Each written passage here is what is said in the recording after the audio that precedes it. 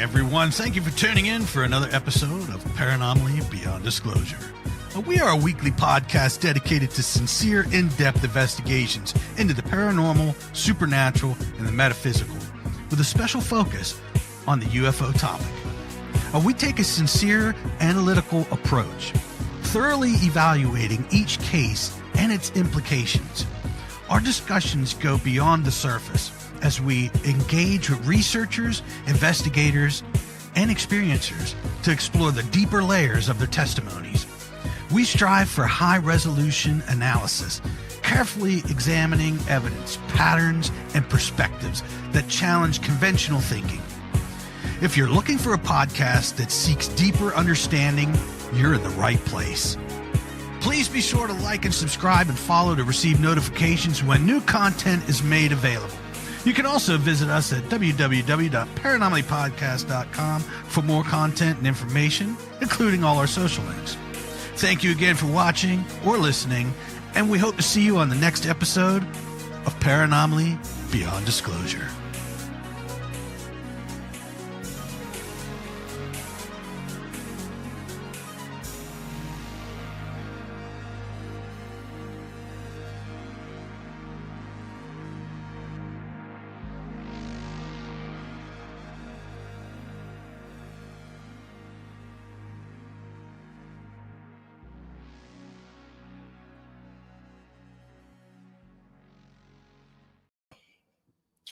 Hey everyone, thank you for tuning in tonight in this episode of Paranormally Beyond Disclosure. You know, we're going to dive headfirst into another raw and unscripted journey into the unknown. Our guest this evening is Tim, is it Kaney? Yes, correct. Kaney, long A. Thank you. Perfect. And Tim's an artist, experiencer, certified UFO investigator, and someone whose story doesn't just scratch the surface of the strange, it goes deep into the heart of it. Now, you may recognize him from Encounters, the complete interviews, but tonight he's with us live to share his story. Tim, thank you so much for joining us tonight. Please tell us just a small bit about yourself. Well, first, thank you guys for having me on here. It's I'm grateful and it's an honor. Appreciate it. Any chance to, kind of share these things is just a pleasure. I am like you said, an experiencer, and that is something that is kind of been in the background of who I've been for a long time. One of those sorts of things that you try to ignore for a while and it just kind of comes to the surface, which we'll talk about more. Real quick, I've been a marketer and graphic designer, and as you said, side hustling artist for a long time, about 15 years. Grew up in Midwest. I'm from Baraboo, Wisconsin, and live in DeForest. I have 3 kids, a couple cats, and looking to explore my next career path right now. So it's great to be here and happy to talk about whatever we want to. Yeah, absolutely. So yeah, let's dive straight in. So where do the experiences start, or where do you want to start with the experiences? When you discover the experiences, or? I think for me, I mean, if people, are kind of reviewing info about me, or maybe they read the books that I wrote, they'll kind of come across my experiences chronologically as I was growing up. But I'll start with the one that I think was really the catalyst for me going, okay, what is going on? This is not something I can ignore very easily. And to kind of put it all together into a short phrase, it's 3:43 a.m. And I'll let that just kind of sink in. Why that's important and why it's the title of my memoir. Shortly after my first son was born, this was back in 2010, I was having this weird occurrence where I would wake up at 3:43 a.m. almost repeatedly every day. And it was weird because I was a lifelong dreamer, and these nights I would not have any recollection of dreams. I'd wake up in a state of almost panic and like something had just happened. It felt like I had just fallen asleep, but again, it was 3:43 a.m. Now that had gone on for a while, and for the most part, nothing other than just waking up. But what became to be such a consistent and prolonged event that I started to wonder, but again, nothing really What crazy was happening.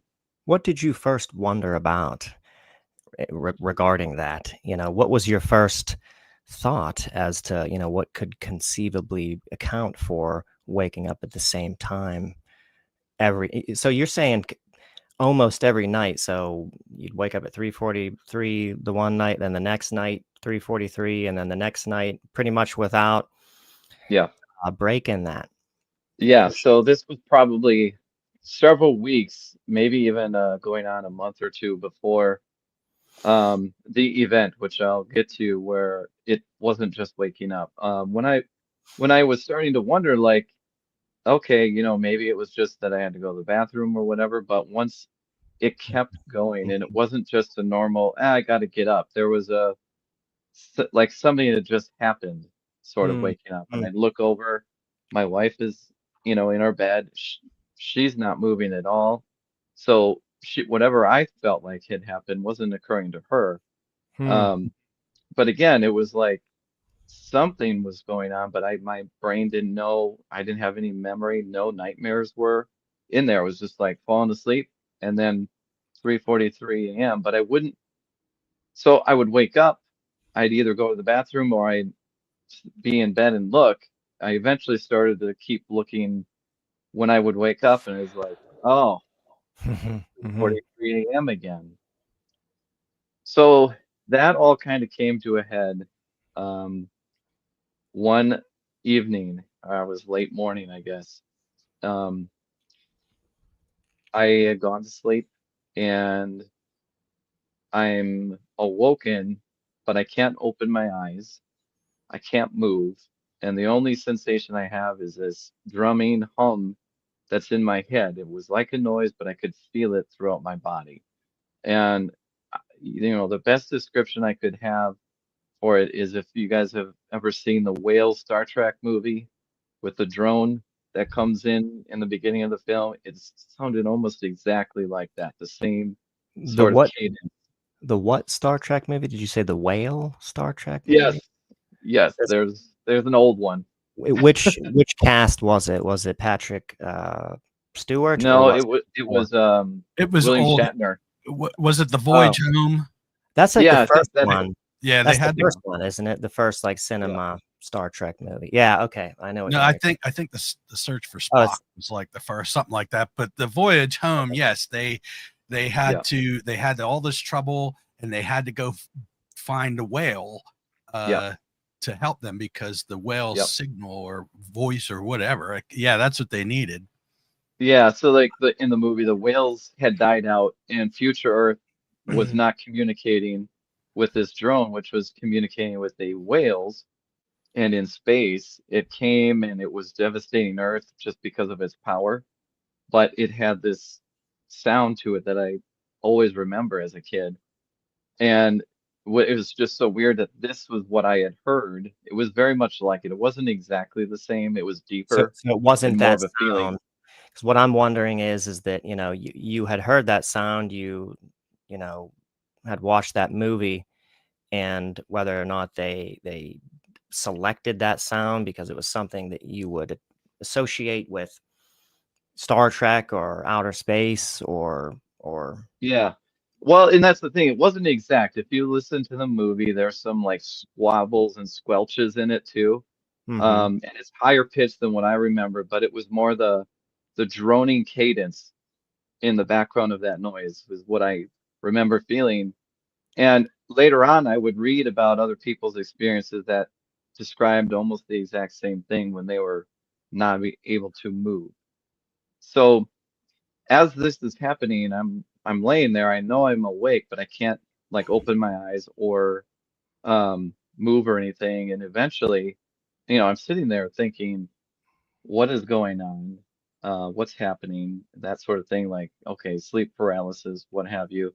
And then it's about 2, 3 seconds later, I can open my eyes and then I can move a little bit and kind of sit up. Of course, at that point, I'm like, what the hell is going on in my mind? I've never experienced anything like that.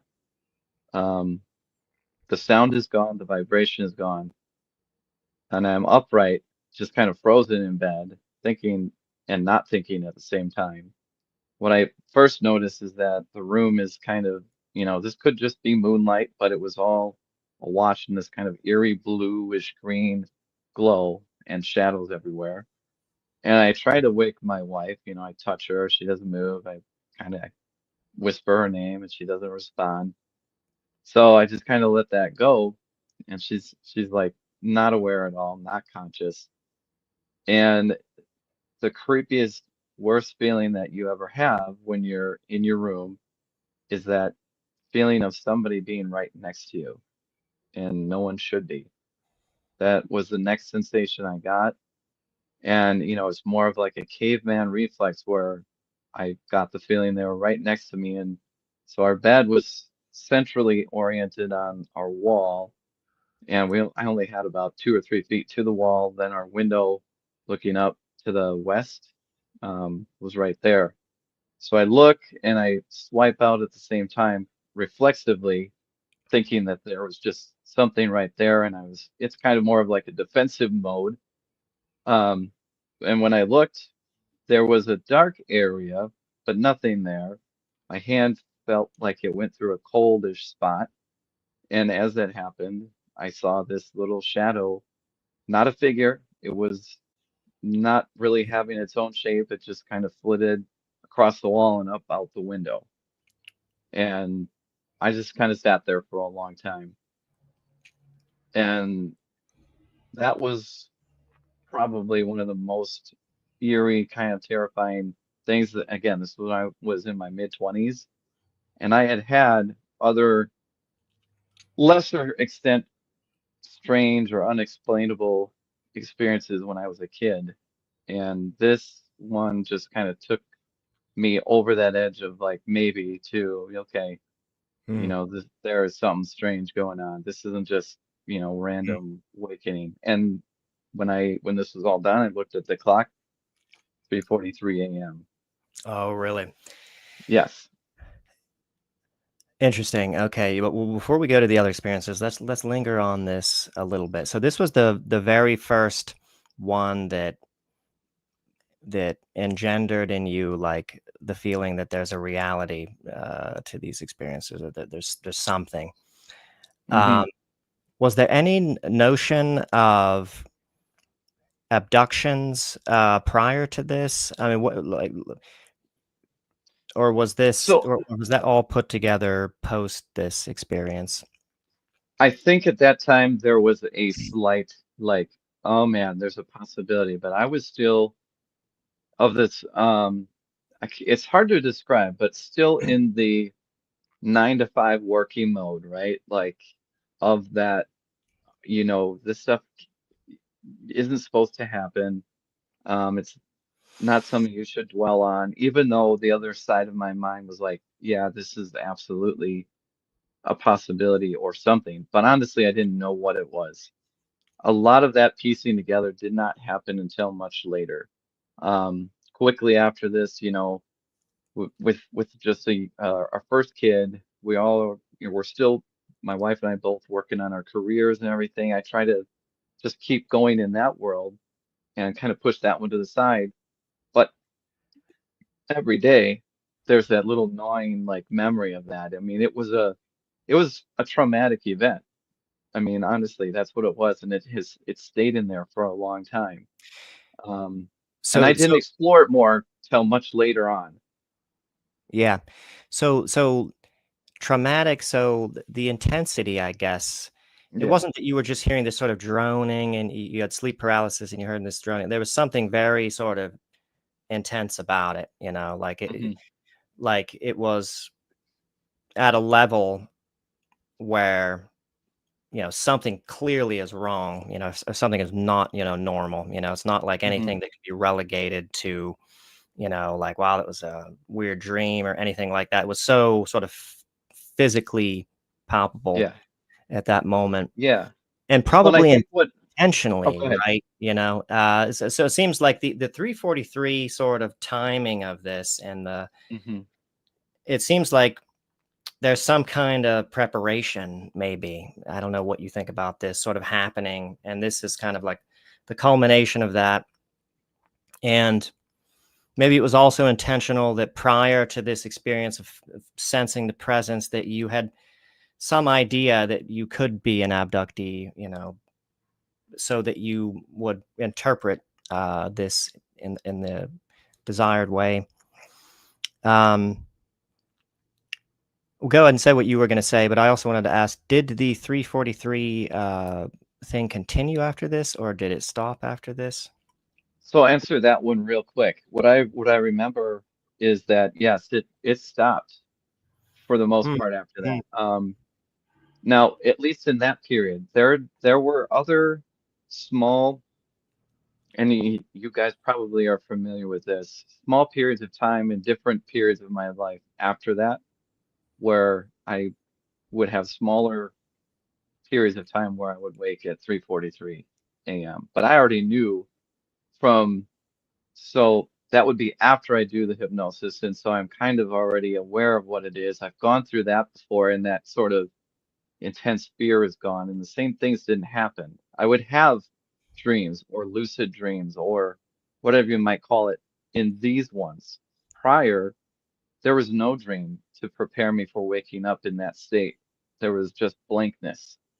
So this is mhm. what I was going to say before. I think it was a cumulative effect of so many nights waking up in that state, um, over that time, and then having it culminate in that event, and then it's like, whoa, what happened? And I don't have an explanation. I have to just keep going with Mhm. real life, and later I allow myself to look into it.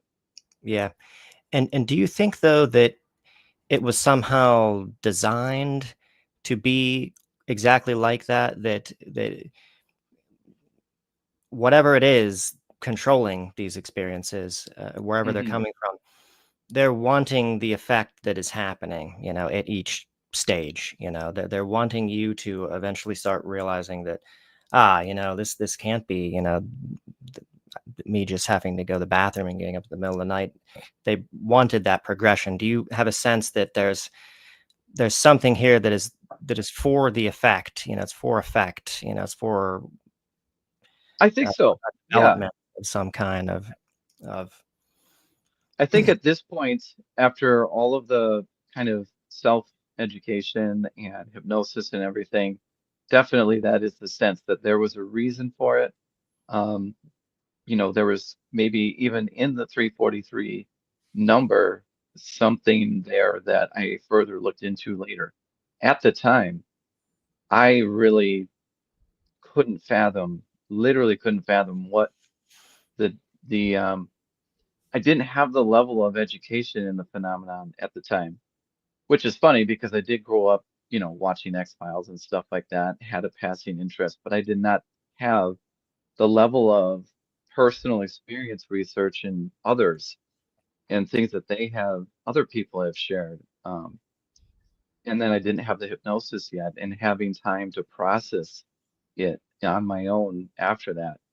But then looking back at it, conversing with others about it, other experiencers, and even researching the number 343 and what that could mean in various ways.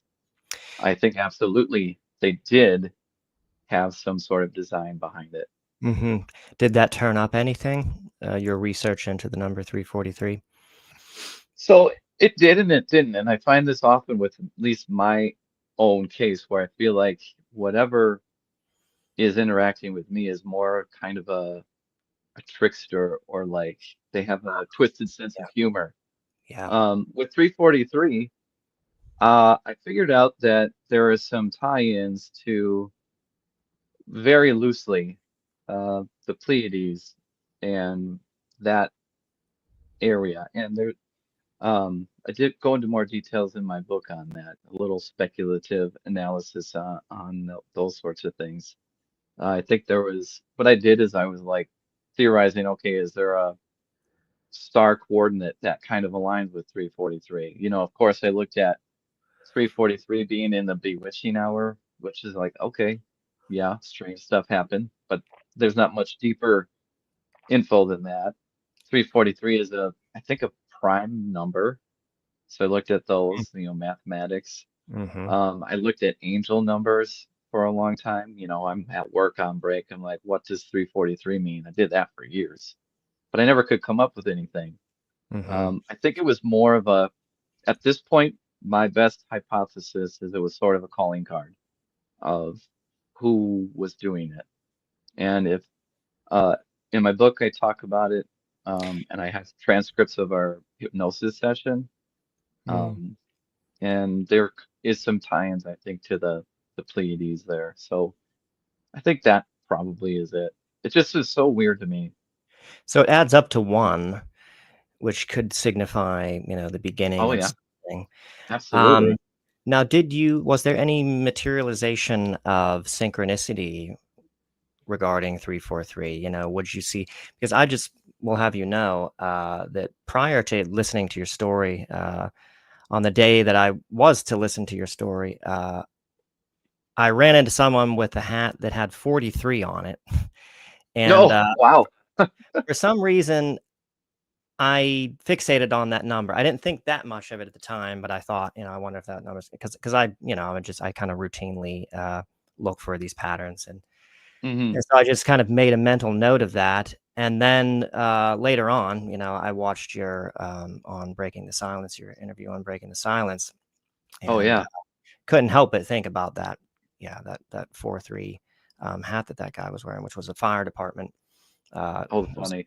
the number of the fire department was 43. Um, but what about synchronicity? Did you have any synchronicities, or did that number turn up in other ways at all in your That's life ever that's at any point? that is such a very interesting and good question, and I never even tried to check for that after that happened in the very short interim afterwards. But I never remember it. It was only ever on the clock, and what's weird is the only way I remember it is in the old style digital, horrible, like greenish orange readout that's seared into my memory. I don't remember it ever really turning up as a synchronicity any other place, only the time on the clock, which is Mm. super weird.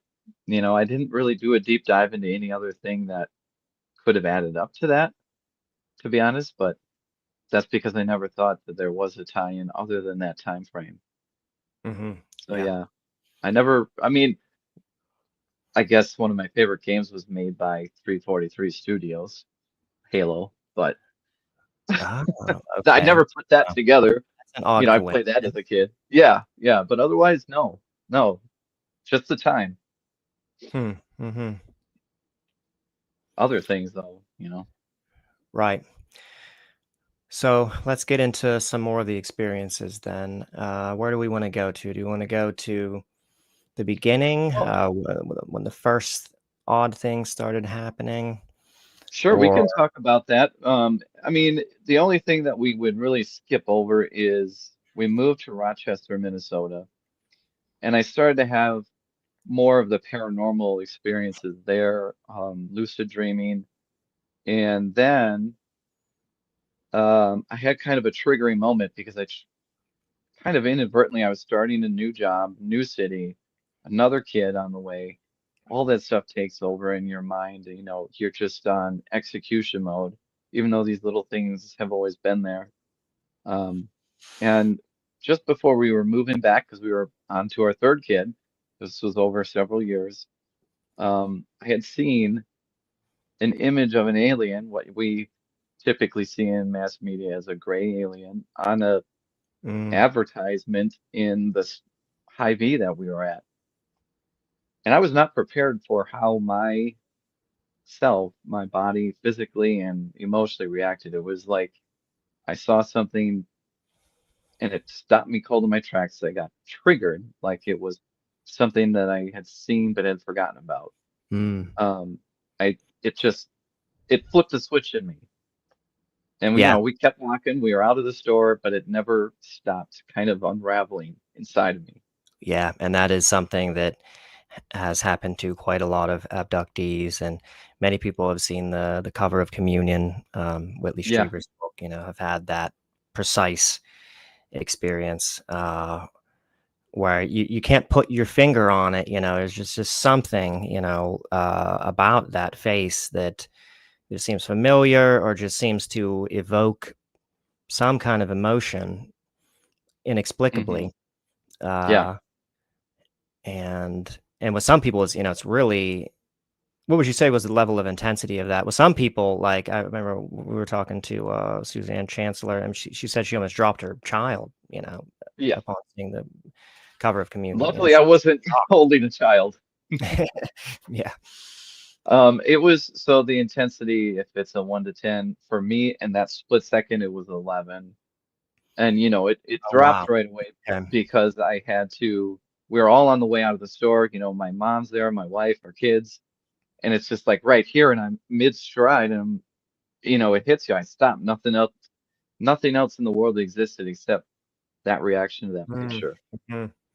And then it was a slow burn again for a while where it loosens something inside of you that has been buried for a while.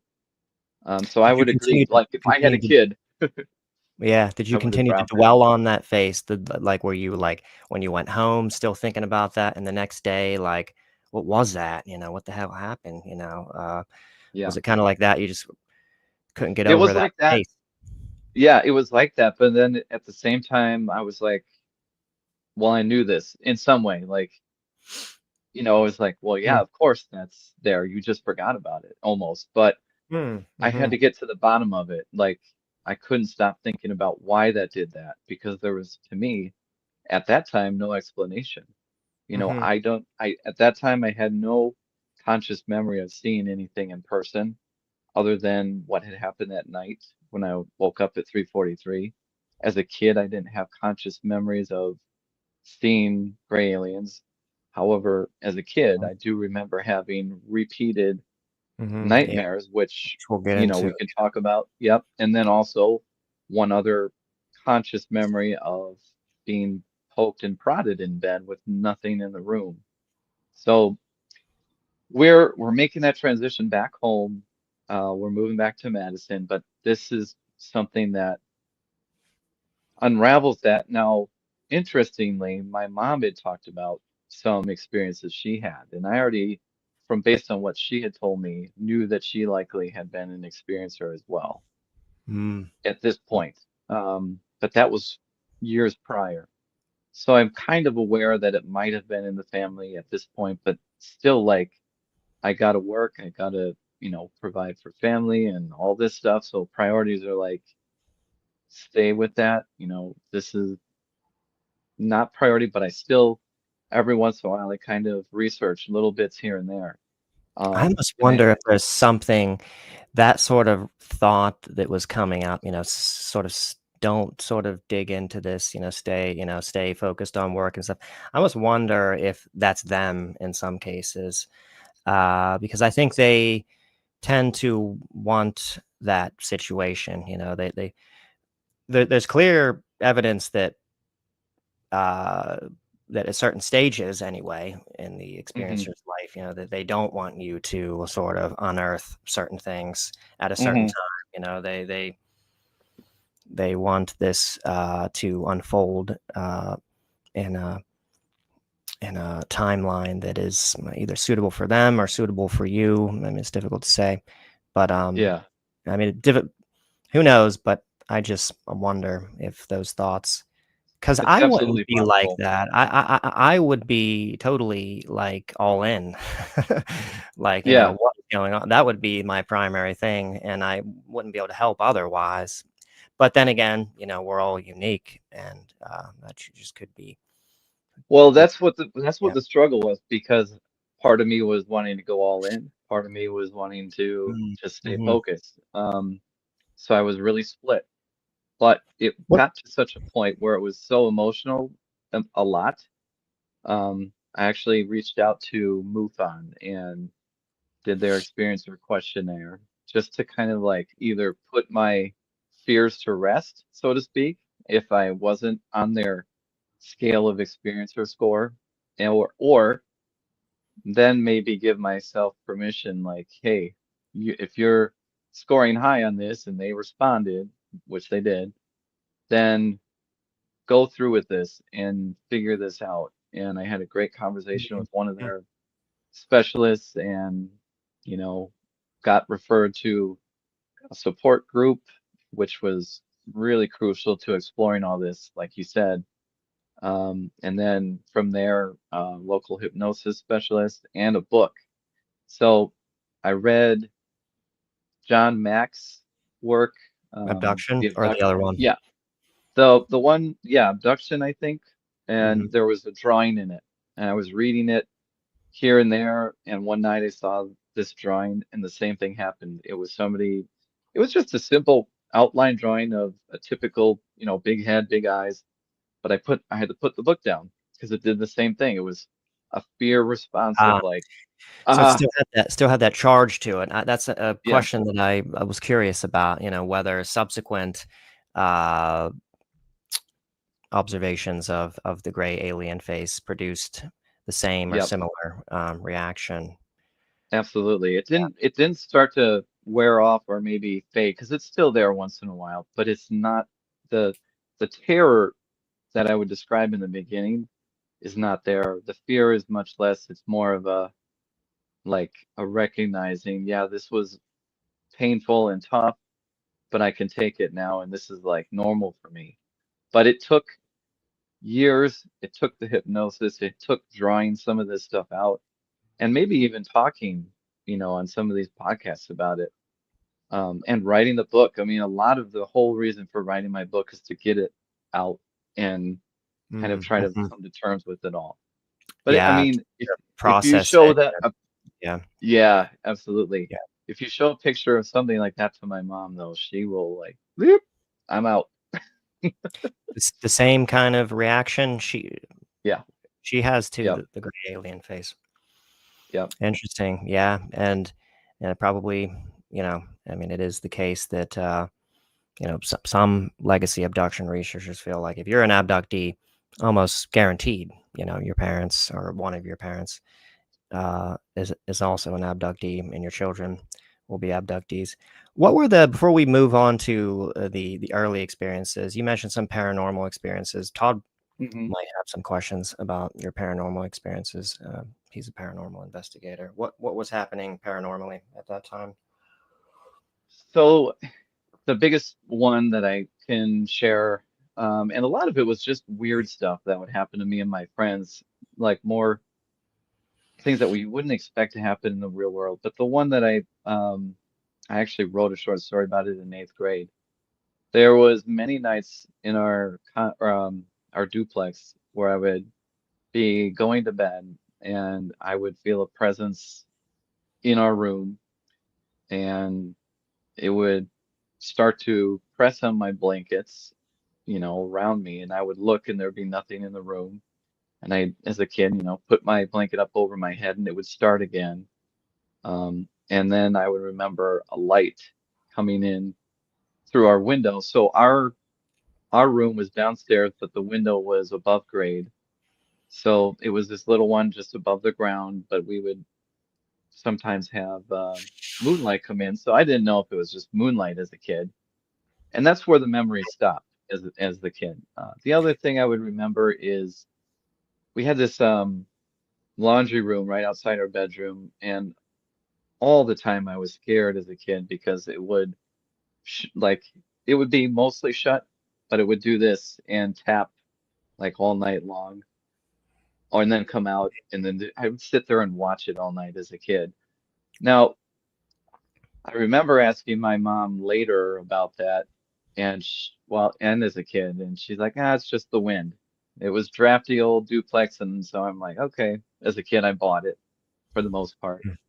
But as I was writing my book, I did a little like looking back and analysis of that, and she had reminded me that we did have in those places they had these little air-cooled AC units that would suck air in and then blow it throughout the unit, which I didn't know at the time. So either it was that or it was something else going on.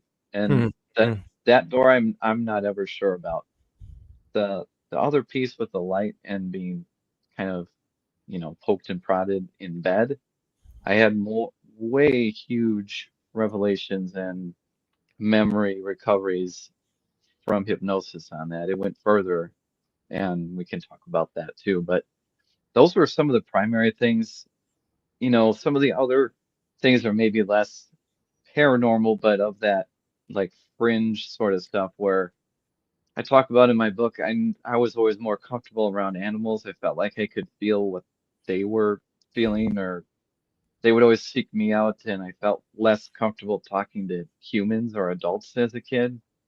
Hmm. Um, and I always felt like I could, I don't know, when I would be outside or something, I just felt different in absorbing things, if that makes sense. I don't really talk about that in the book, but I just always remember feeling that outside. What do you mean Um, by absorbing things? I don't know. I feel more alive outside, my senses. Like even now, I feel like I can, I'm just feeling more coming in, more information, like sensory information, if that makes sense. Mm-hmm. Um, Yeah. and as a kid, I remember kind of always looking up, like wondering what's out there. Um, Okay. Could Yeah. that have been, Tim, that they were coming to visit you as a little one? They just continued to follow along until I they think were it's ready possible. to make themselves known to you. Yeah. So I think that's possible. To your point, maybe I'll touch on that nightmare that I had too. This recurring nightmare, Yeah. which We'll get was into that. at the Yeah. same time, because it all kind of ties in, Todd, to what you're saying, and I'll try to wrap it all up. But this one was a dream that I remember having repeatedly as a kid, and it always really bothered me and stuck with me. So I'm aware of myself being on a table. I'm seeing my knees up in the air. The light is really weird. I'm panicked and I'm scared to the point of feeling nothing in this dream as a kid. Um, I'm looking around. It's a dark space, and I see above me this little device that looks like an old oil applicator with a bulbous base and a big long um, needle-like head to it. And just beyond my feet, What part of your body was that over? my midsection, like closer to my navel area, like in the groin area, I think too. Mm-hmm. Um, I remember my knees were not clothed or my legs weren't. They were bare, but they were up in the air. They were bent, so my feet were down behind or like near my rear end. Well, I see these two figures at the foot of this flat table thing that I must have been on. And quickly to describe them, they reminded me of in the dream, they always look like Morticia and Gomez from the Addams family, but they didn't have eyes that were articulated. It was their basic silhouettes, um, pale skin. The male had a mustache, but the eyes were blurred out. They didn't move. They just stood there and I didn't feel any emotions from them. And I was obviously like, again, in the dream, full of fear, but no other real thought. And in the dream, I remember looking past them. I can make out close to the ground. It's like a curved wall with striated metal features and kind of a reddish yellow light down there. And then the next part, I think, is what's more, yeah, that's pretty much the description, the drawing that I did of this dream. So it almost Uh, seems like a tunnel, kind of. yeah, in Was that it kind of drawing like a it tunnel? is. Yeah. Yeah, I think in my actual dream, in this drawing, that's how I ended up drawing it. In the dream, I had the sense that it was more round, more of a big dome. Like a rounded enclosure Yeah. Similar to how people described how abductees, let's say, describe the inside of a UFO, a rounded, sort of curved architecture. Yep. Hmm. Yeah. But it was funny And because it looked very run down. It wasn't polished or shiny or clean. It looked just like that in the background. It was scary. I mean, honestly, for a kid, it's like every scary movie background. it was a kind of scary background, so it wasn't like a sort of very pristine, sort of sterile Mm-mm. medical kind of background. It seemed kind of dark and dungeon Industrial.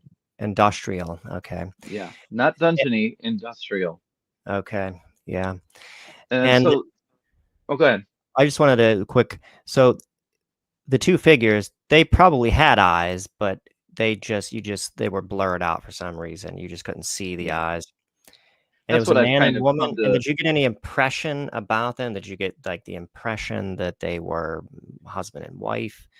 Or did you get the impression that they were interested in you or that they were concerned with you? Or were they just, were they? in the dream. I got no impression. Um, Uh-huh. it was basically dead space. Regarding me as if I was just something to be observed. I really didn't feel anything from them until later when I maybe ascribe some memories of that, that maybe I felt more compassion from the woman, but Hmm. nothing from the Hmm. male. Just observance is really all it was. There's nothing that I could get from them. And what about the Um, female's appearance? so she looked just like Morticia. I mean, she had this shapely figure, this midnight dress with sparkles, that hair real Hmm. long and kind of floored out, and again, a face that had no facial features, but it was pale skin. But the part that I remember got the most intense was after observing all of that, bringing, kind of bringing that all in. I was aware of this other presence right next to my head. And I remember it was a blurred face, bald head, and a hand kind of reaching up at me, like about to do something, terrifying thing as a kid, like somebody's going to get you. Which was funny. I remember as a kid thinking it looked like Uncle Fester. He had his That's what I was overcoat. gonna say, yeah. Mhm, Yeah, mhm. it was like Uncle Fester. Now, later after all this, I wonder sometimes if this was kind of a way for them to mask their appearance in my dream, or if this was a real event, to make it more plausible or what have you to me as a kid, because I remember watching The Addams Family often with my parents. So you were, a fan, you would say, of the Addams Family? It scared What made me. you I didn't realize that it scared me it until scared you? much later. Yeah, Uh-huh. I was really young, but I liked it when I was older. I Was wonder why it scared you, like chicken or egg type of thing. Did they Yeah, select that imagery because of the sort of emotional charge that it already had to it, or did it have the emotional charge because of the experiences? I bet you it's both, Yeah. all of the above, man. But go ahead, Todd, what were you gonna say? yeah, I was just gonna ask something very similar to that. So Yeah. you nailed that one. Yeah. Well, no, and It's that's the kind of thing, it's like, why would they use uh Adam's family, because that is something that you could relate to. hmm Maybe showing what they look like would have been too intense. So maybe they I put it believe it. into a perspective where you would understand. Yeah, I mean, I think at this point, I never, like I said, when I was younger, all I knew that this was a terrible nightmare, and I was like, well, it was they look like the Addams family, and so I went on, with my middle-aged, like elementary school youth and middle school and high school, like, well, that's what it was. Until later, when all of these things start coming to the surface and I start putting it together, and exactly what you said, eventually formulated as a theory in my mind too. It was a way to make this easier, even though it was still terrifying. Them being showing themselves for real would have been probably even Yeah. worse. or this is a memory um, overlay where they didn't necessarily change their appearance, but in my memory they changed how they Yes, appeared, if that makes sense. that's what I was just going to say. Yeah, I mean, one of the theories as to the nature and origin of the screen memory is that this our Yeah, psyche itself, the sort of masking over the traumatic imagery was something that is more benign. Um, yeah. but I tend to I think that it is more calculated. I think that the imagery that you're seeing is being designed by the abductors themselves, the aliens or whoever they are. Um, I think they're heavily involved in your perceptions of what's going on. Um, so the apparatus, does it ever?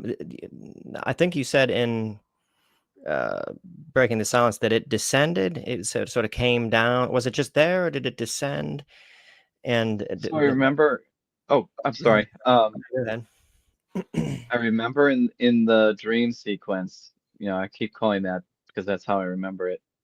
I must close my eyes because I'm too frightened of what would happen next. In the dream, I don't see anything. I feel things. I don't see it move, but I know it is happening because I feel pain first in my navel in those dreams, like something is going into that. And mm-hmm. other times it is in the, unfortunately, other place that is also not pleasant.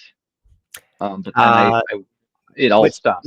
which place? Just the Your rear end, your rear but end. Okay. more to like I realize that the pain is like as an old man now, I'm 40, more of the prostate area, if that makes sense. Okay. Yeah, because I mean, I think the abduction researcher would see that apparatus as being probably the device that male abductees tend to see that does the sperm collection, which there Yeah. is a lot of variance with the appearance of that. I'm not saying that that's exactly what that is. I mean, there's a lot of machine examination that goes on with abductions, and there's a lot of machines, that do a lot of Yeah. things. It might not be that; it might be something else. But I Well, think, again, yeah, we were talking about screen memories. That's what mm, that's what I saw in it. Maybe that's their way of making it understandable. It could be something totally different. right, yeah. Who's to say, whether the entire thing is a screen memory or there's some portions of the imagery are real? Yeah. We don't know, but I know that, yeah, the apparatus that extracts. Now, did you, I mean, not to get entirely graphic, but did you feel any kind of sensation that would suggest that it was a sperm extraction potentially? Was there anything that you sensed that would make you feel that maybe that's actually what it was? Because yeah, it did kind of feel like, or no. So not as a kid, I didn't think of that. Not as a kid. All I knew is where it went was not pleasant. The navel feeling, and then the rear end. As a kid, it just was like, well, that's awful. Nowadays, though, that is obviously something on my mind that, yep, that's probably what it was based on my own research and understanding of the phenomenon. Even though I don't like to really dwell on that too much. Yeah, I know. And yeah, like someone like David Jacobs, so like, oh, yeah, I guarantee you that's what it was. I mean, it's just always the Yeah. same. With the males, I mean, there's always, and it's one of the primary procedures. It almost always takes place. Even if they're doing other things, they're still extracting sperm. It's Hmm. just extremely common.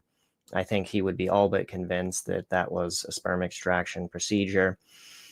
I wouldn't Yeah. necessarily conclude on that because there's just so much, physical exam wise and apparatuses. We don't really know. Yeah. But sometimes you're turned over. Now, is this, first of all, actually, I can't remember, is this a recurring dream? Have you had this same dream multiple times and sometimes you're on your stomach? Or do you, in this No, sequence, are you it's turned weird because over? it was always the same. I was always on my back. always the scene. It was the same exact thing over and over and over. I was never, at least when I would see my scene in my dream, I would never be aware of being turned over. So when I would have the sensation of it, coming from the the other side, the rear end, it would just be my eyes shut, I'm blank, I don't see anything in the dream, and then that happens. So So so are you turned it's hard to over when say. when you feel the sensation on your rear, or no? You're still on No, your back in no. that? Okay. Yeah, I'm still on my back in those from Uh, what I remember. And those would often confuse me. And yeah. then that's it. Either I go back to sleep or I'm waking up the next day. So yeah, Any that other I kind of mean, any other kind of sensory experience with anything else, cold, or is there anything else sensory wise that was experienced that you haven't mentioned yet? well, as a kid, probably more of just always having a feeling like there was something more out there, or just like, but I couldn't put a word to it. Not hot or cold or things like that when I was younger, but I do remember getting chills in some places where I would go and having just a weird out of the blue fear of a place and then wanting to leave. It didn't happen often. And a lot of times it was in places. And now actually I should take that back. I can't believe I forgot this part. There was a cubby Mm, hole in our uh, mm, duplex in my parents' room, and it was in their closet, and that has held a prominent fear place in my mind too. And I've gone there in mhm. um, lucid dreamings as I was older, and that place You've gone caused, in the cubby hole in lucid yeah, dreams. yes, and it Mm, caused that cold fear, like you just were hit with this wall, like you were killed almost in your dream. And it was like, don't mhm. go there. You're not allowed to be there. Get away. That's the sort of sensation. But that wasn't until I was much older. But as a kid, I do remember not liking it in there and just kind of getting chills. You do hear a lot. I'm reading Intruders right now, Bud Hopkins' book, and in the beginning, he's talking about Deborah Jordan Cobble's mother, having this Hmm. dream, this kind of very vivid dream where she's hiding with her daughter in the closet, from something. You do hear a lot Right. uh, from abductees about hiding and Mm. prior to, because I think typically, maybe not in every abduction, and maybe even these sequences in memory are erased, but there's this sort of prior phase where you sense that it's coming, that there's an abduction coming. And I think with a lot of abductees, and especially when they're children, they go and they try to hide somewhere, fruitlessly, and they even know oftentimes, that I know they're still going to get me, but Yeah. we had one recently, I think it might have been Suzanne Chancellor Todd, where she would go into the bathroom and hide in the tub, and knew that they were going to get Oh, her there wow. anyway. And yeah, hiding in closets, and so this cubbyhole memory, um, that might not be a dream either. That could be a real experience Wow. I never prior thought of that. to abduction. I mean, When you like I said, just said that, I got cold chills again. Because that yeah. honestly, it never really occurred to me. I thought maybe there was something else to it, like there was um just something different there. But that is totally something worth exploring, I think. And there is, and I'll just say, in locations, a location where an abduction takes place, Hmm. uh, the abductee is left with an emotional sort of uh, reaction to, like if someone is abducted on a certain road in a certain area, every time they drive through that area, they get this sort of fear. And there is this kind of, the last abductee that we spoke to, for some reason, her sliding glass door, had that kind of emotional charge to it.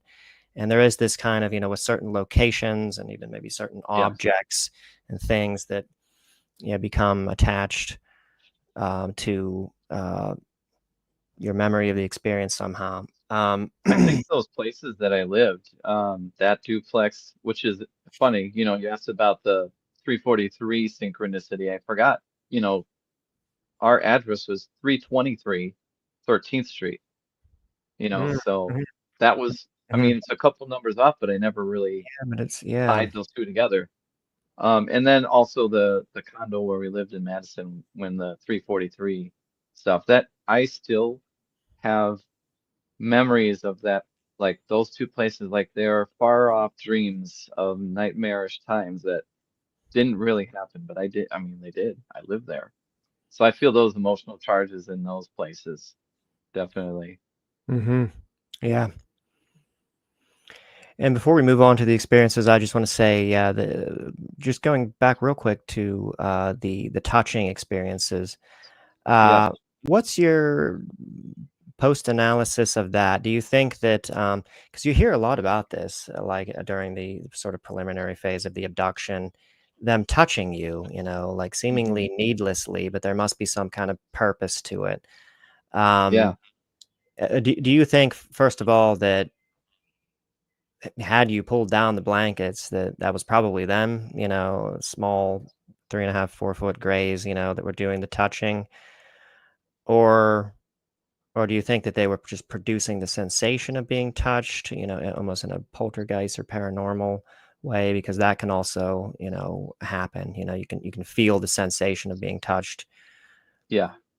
Something So psionically or psychically can give you that sensation without actually, touching you. when I had the conscious memory of that, I was dead certain there was something in the room touching me, and if eventually I wouldn't take my Mm, blanket off my head because I didn't want to. Um, so I think that given what I found out in the hypnosis session where I was seeing this memory after that would happen, um, I think there's a mix of technology and psychically preparing somebody to be moved. So it might help to kind of walk through what I remember seeing, and this is one of the drawings I shared. I had shared this with the hypnosis specialist, this event where I would get touched. Now, just to talk about that a little bit more, I remember it wasn't on my body, it was around me on the sides. So they were pushing things down around me, mm, and mm, that mm, was always strange to me. They weren't touching me on my body. Well, mhm, now it made sense after I had this hypnosis session. So first, what I see when she asked me to go back to this, I'm in my room and she's go to that time when this stuff would happen. What do you see? mhm. Well, I didn't hear anything, or I didn't see anything. I'm sorry. I heard something. I heard tapping in the regression, and I look, and there is this face in the window, big black eyes, wrinkly, We've pale, got and it's tapping the window. uh, And we've we're got the picture of talking, that we can bring up. yeah, yep. I remember in that hypnosis just being completely wigged out, um, and kind of scared, obviously. Yeah, that guy. Well, let's get into this face. And is this a pretty close representation of? Because we're seeing a face here that looks, Yep. I mean, slightly reminiscent of a gray, but not quite. I mean, we've got Yeah, round eyes that's here. that's what I would say is this is it. I drew this pretty much less than 12 hours after that hypnosis session, so it was very fresh. It was like seared into my visual memory what this thing looked like. And yeah, it doesn't look like a typical gray, but that's exactly what I That's saw. mhm. Yeah, And is wrinkly. it kind of wrinkly or wrinkled or rough or striated, or what is It was the sort of wrinkled. texture? It was It wrinkled. was wrinkled, but smooth in between. It was like more, it looked old, like wrinkly, and like you Mm, can see under yeah. the hand, there's this kind of exposed rib cage. But the view Oh, of this is he's leaning towards the ground because our window was so low, and he's just kind of tapping there. So And I there was. remember in the, Go ahead, go ahead. finish it. Yeah. I was just going to say, one of the things about the Greys, and this is, pretty established from, all of the reports that we have, there is no boniness, at all. Hmm. You're not, there's no rib cage, even with the smalls and the tallers, and even the, the really talls, the seven. There seems to be no boniness going. That's why I think that they're so alien, and that I don't think that they're future humans, because there's so many anatomical things that are just bizarre. There's no Yeah. boniness at all, and there's no shoulders, there's no sort of jawbone, there's no rib cage that can be seen. And you felt like you saw what looked like a rib cage on the. So that's what I remember. Like it was a rough approximation of where a rib cage would be. The fingers looked exactly like this. They were very spindly, three fingers, one thumb. But the craziest thing about that is in the recollection, in the hypnosis, I got this feeling of this character being like playful, like he was thinking he was being hilarious, tapping on the window. Even though as a kid, or in if I had this happen as a kid, but it was erased, that's a terrifying thing to see in your window at night. Yeah, and you hear this so much and so often. You remember Dawn Anderson in our few episodes ago. These were the blues, and they were trying to Hmm. like be funny and like tickle him, and he was just completely in terror. Just like Yeah. beside himself in terror. But yet they're trying to be playful, and you do hear a lot of this, especially when children are abducted, the Mhm. aliens trying to, maybe form an impression in the child's mind of the ETs as being kind of like playmates. And they'll even Hmm. say, do you want to come out and play and things like that. Um, you just, how recent did you read the book Abduction? Oh man, let's Was it a see, while ago? 6, 7 years ago, I Do think. you remember the one abductee? I feel like her name might have been Sarah in that book, and she described the being who referred to itself as Mengus, Mengus, Mm. and the way she described that being was it was kind of skeletal. It almost seemed like a big kind of. It was ugly, and Yeah.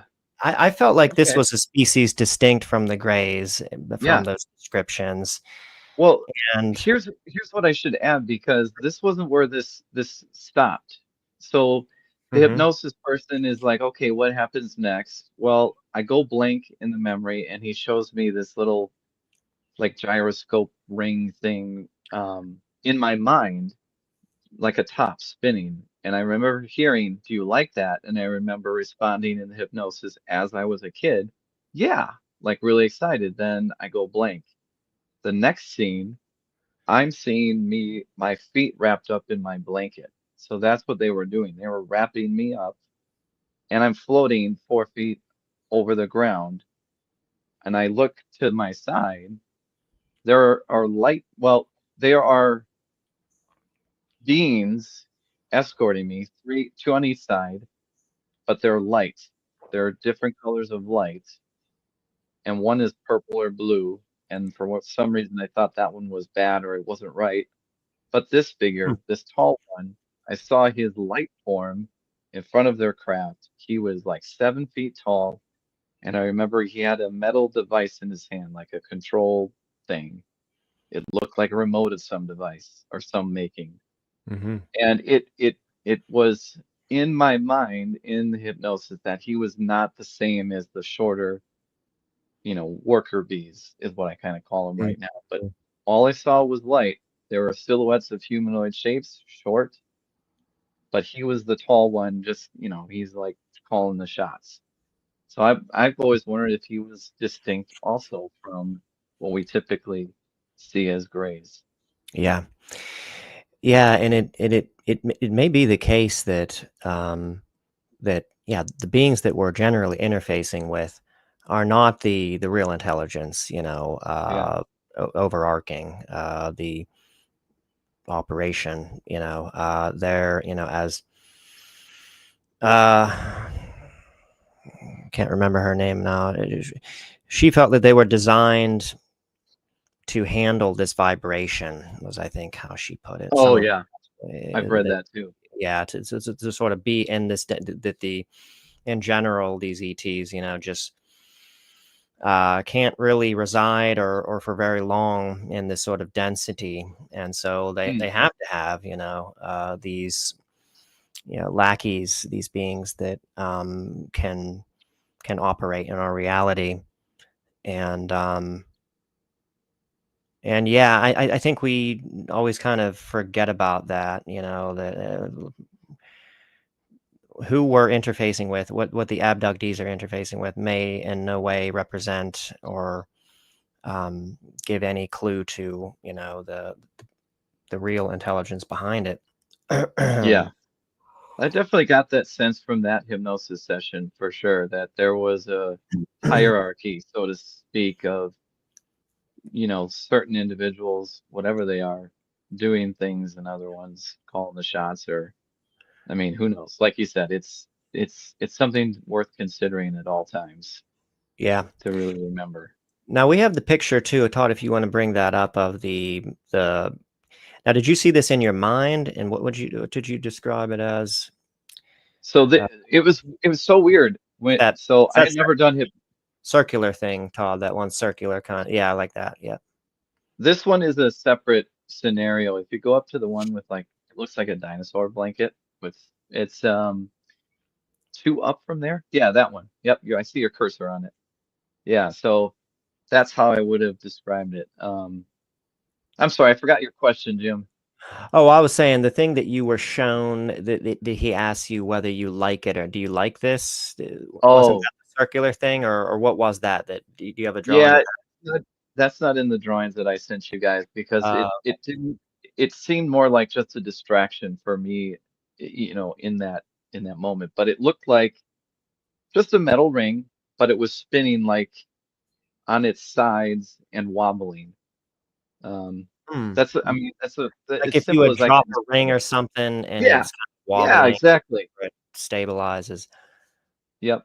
Yeah, well, I wonder And why. and all I could gather from that was that was how he was distracting my mind Uh-huh. to get to this point. I don't have any hypnosis recollection of getting from inside to outside or any conscious memory, but there I am. And so the being on the right in the picture that we're looking at here, and he's got the device. He was Yep. doing something on the device. I mean, was Yeah. he I, seemed like he was tapping it, or he was? yep. I And that's remember that yeah. distinctly in the hypnosis recall that his finger was doing this on it. That was so clear. It was so fascinating to have, Mhm. these things. It was like hitting me as she was talking to me, the hypnosis specialist, these images. It was wild. It was just wow. Like you were reliving it. Did you feel like you were in Yes, that deep a trance state? Yeah. yes. And what do you remember about your thinking and mindset and emotions and feelings at this moment? Now, is there any kind of recognition of these beings, or any kind of like remembrance that emerges of this whole thing? Like a lot of abductees sometimes, when they get to a certain Hmm. stage, like an altered state is triggered and all the memories of the previous abductions become unlocked. Do you remember when you're going through that under regression, anything like that happening? Or Not in this one. Like it was more of like complete stunned. What is this? But I'm seeing it. This happened to me. The only thing that I would say is that for some reason, I knew this one dude who was a different color than all the rest was bad. That's what I remember in the hypnosis. Like he was malfunctional, like not working right. Just he wasn't the same color, and my brain said bad in that recall. so I wonder, I don't know, but I know like abductees typically, and usually with this is with the doctors, or the leaders as they're sometimes called, there's always like an alien that is the bad one, and it's the one that does the procedures and that it is involved in doing the physical examination and putting you through the discomfort that you go through, and then forever on, they kind of have this valence in the abductee's mind as being the bad one. Yeah, And I wonder if that could be something similar. yeah, Maybe that is, I think that's the so. being that is, maybe involved in the procedures. Yeah. Well, and I also got the sense that I was not seeing, or so either I was seeing their true form in these light shapes, or I was not seeing their true form.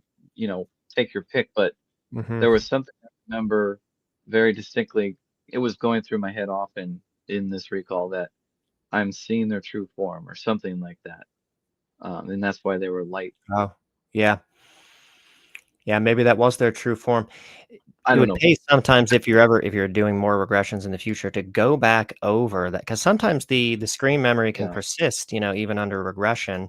But if you carefully go over the experience in regression, and you really kind of carefully examine it, sometimes it can fall away, and there can be uh, a different sort of image that emerges. Yeah. But That would be worth re-exploring. yeah, but then again, that there are light beings, and in fact, most of the beings, according to Ray Hernandez, that most of the beings that people see um, are light beings.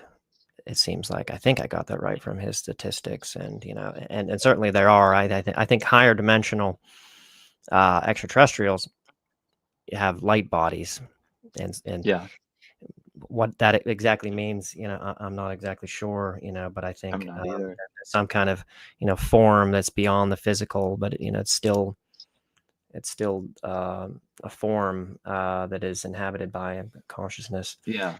Well, and I Um, also wondered after that if that was meaning that I was seeing their energy signature, their output also, mhm. if that's Yeah. what that meant, that they still had that physical, corporeal, you know, old Yeah. wrinkled dude look in our space, but whatever they did, I could see if they did it or if I did it somehow on my own, was seeing their energy signatures somehow. Do Mhm. you I mean know like that's a little.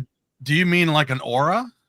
Yeah, yeah, I think that's what I meant, like maybe I was seeing their aura because after this hypnosis and talking with that specialist, she was like, "Yeah, I think you have some abilities too, Tim." And I'm like, "What?" Yes, I and was like, "Okay." usually I bring it up at the very beginning if you've had Ah, any kind of uh, paranormal type of things happen to you when you was a child, mm, meaning uh, psychic abilities, any type of thing like that. And that, if you could see an aura, that's very well possible that you could have. that's what I wonder because I always felt like as a kid that I could really read people, even adults, really easily. I couldn't see auras that I remember, but I always knew, okay, this is a dude or a lady that I don't want to be near, or that one is safe, Same with animals. I always seem to read them really well. Mhm. Yes, yes, Um, that makes and perfect sense. so maybe that plays into it. And much later, I was more aware of things occurring in my dream state where I would say, yeah, that was probably paranormal or even like precognitive, but I didn't know it when I was a kid. Some things I just knew, and I didn't know how I knew them, if that makes sense. I mean, I wasn't like, oh yeah, I was psychic and I could tell the future all the time, but little things like, oh yeah, we just do this, or like this is gonna happen if we just do this. You know, it was just little things and I didn't pay attention to it that much. Right. And Mm. it's fascinating to me because I one of the things I try to talking to contactees and experiencers, things like that, is to correlate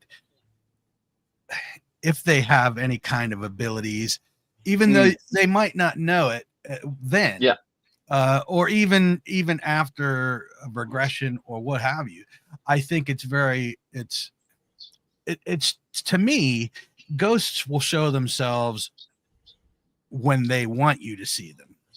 Yeah. And my theory is the same with extraterrestrials. They're only going to show themselves to you when they want to, which is why millions and millions of people don't have these experiences like you have, for whatever reason. So I think that there is something there that they pick up on or you pick up on, and it Yeah. brings you together. Todd, I think you're so right with that. You know, over this whole lifetime, talking to my mom about her experiences and just kind of piecing this all together with other research, you know, what you're talking about through all my work at MUFON, everything I've read, just there's this thing that seems to tie it all together. That's another reason why I wanted to write my book. 'Cause I was like that. I'm like, yeah, I had a weird upbringing or things were weird, whatever, move on. But then I'm like, if you look into it, if you allow yourself to really research and go, hey, what ties all this together? You might unravel something amazing, even though it might be hard and terrifying to get through. You might see like there's this bigger, greater reality that's out there. And I think, yeah, I don't know what it is, if it's frequency or energy or whatever, you know, there's all these theories out there, but it all boils down to, in my mind, okay, if they can get in my mind and I'm like they can see what's in mine, there's consciousness, whether it's like openness or whatever, you know, maybe it's Bluetooth like Right. situations, but there's a greater connectedness to everything. And it was so funny because I remember as a kid getting asked about religion because, you know, everybody's got to go to church.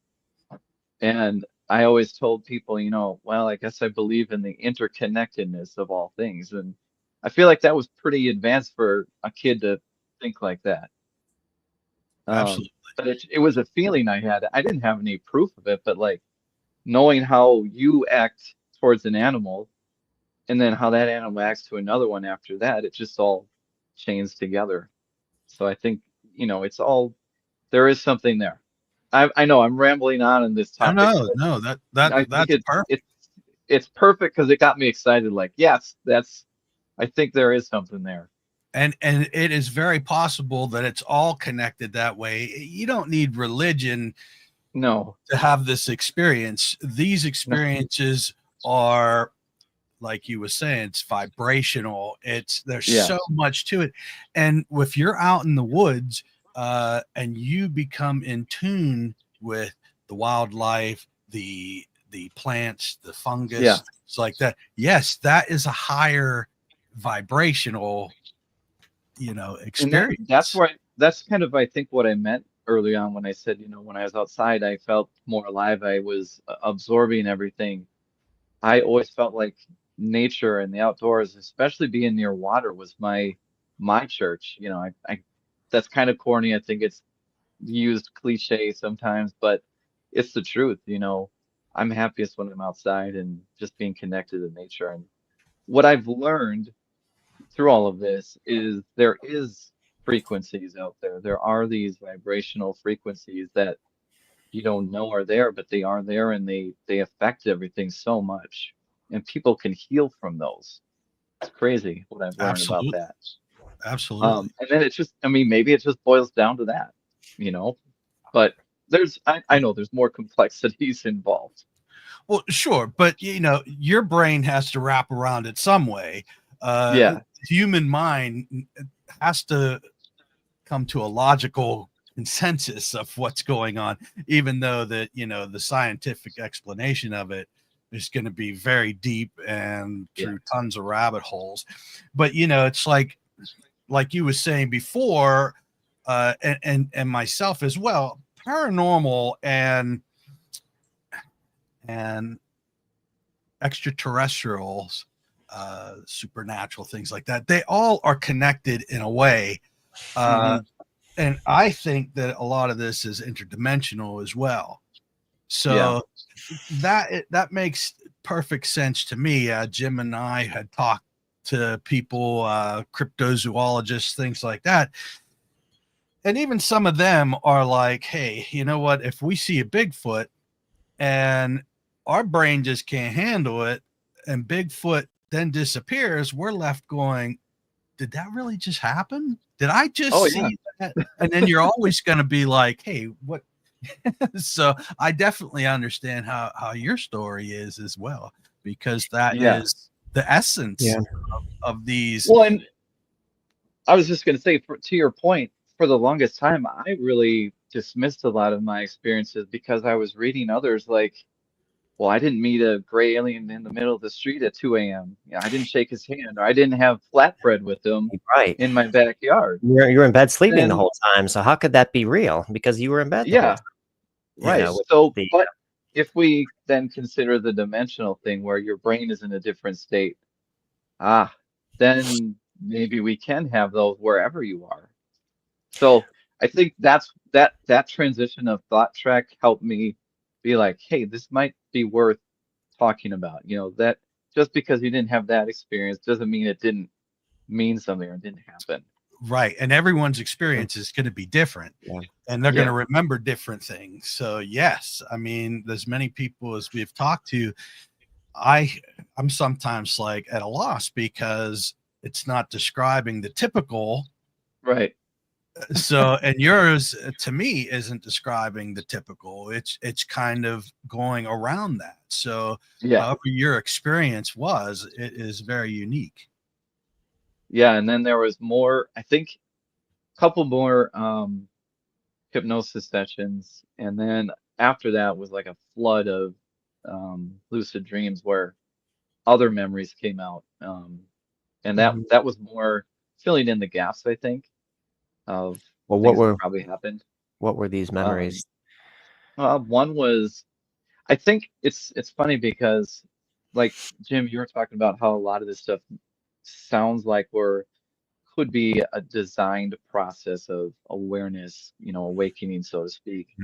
And I Mm-hmm. think some of these things are like a lucid dream that I interpreted as a dream that was, or I'm sorry, a memory that was recovered when I was a kid, maybe had more of a symbolic meaning than the actual event. So I Mm-hmm. remember walking, so we have a, where we live or where I grew up, we have a lake called Devil's Lake, which, you know, that's kind of funny in and of Mm-hmm. itself. Um, but I remember in this dream, this was a dream, I was hiking on one shore of it, and I remember looking up at the sun, and then I remember static and blankness. It was like the video was turned off. You know, that sound from back in the VCR days. And I remember seeing blackness for a while in my lucid dream. And then I'm back on a different part of the shore in the water standing, and I have to walk out. And that was it. You know, I don't ever, in any of these situations, I don't get, you know, some mentor, tall alien telling me this is what happened and this is what it means. I've always been just given the bits like these visuals and memories and like, well, you get to figure it out on your own, sort of. And I think that that's how the good ETs, if they're out there, which I think they are, I think that that's how I just have the suspicion that they are more of the philosophy that they want the abductee and the experiencer to go through their own journey, you know, of Mm, piecing this together. And they're not of the philosophy to sort of dictate uh, your understanding of this, and that they want this to be as organic as possible. And hmm at the same time, you know, I mean, there's lots inorganic about the abduction process and a lot of kind of intervening, obviously, intrinsic to Yeah. that.